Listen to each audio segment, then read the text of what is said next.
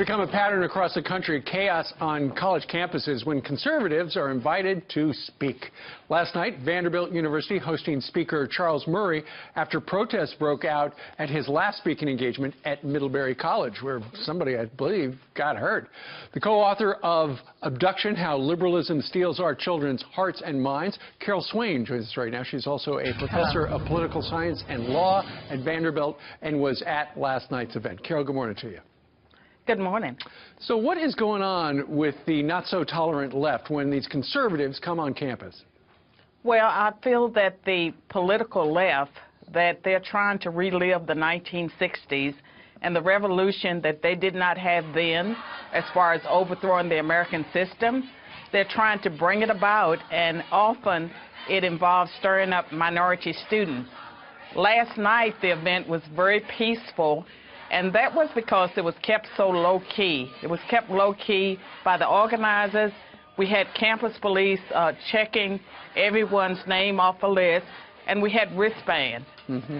So you did it the right way, but essentially you had to have it in private. What did you mean a moment ago when you said these people from the political left are stirring up minority students? It just seems to me that currently you have professors that when I was in college, they would openly call themselves Marxists. And today, they don't call themselves Marxists as much, but they are using the same ideas. And many of the administrators I think we have on our campuses are afraid of the students. And so you have agitators. Some of them are people that are not a part of the university that come in to teach protest tactics.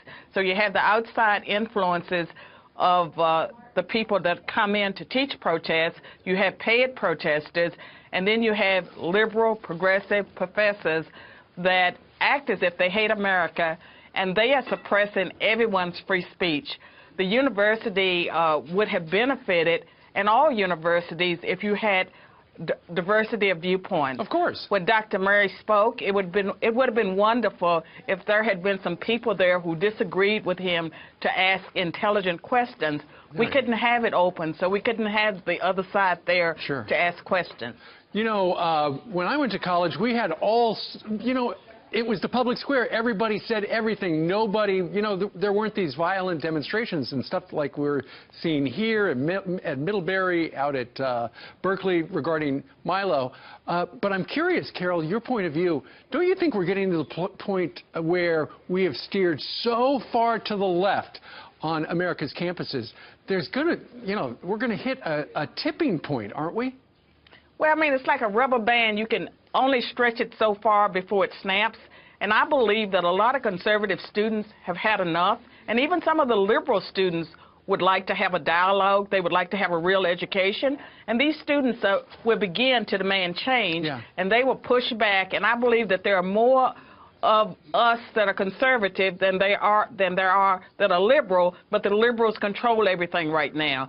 And our parents are not going to keep paying the kind of money they're paying to educate their children at institutions where there's only one viewpoint. They're forcing the students to think alike. Great point. All right. Professor, thank you very much for joining us today from Nashville. Thank you. You bet.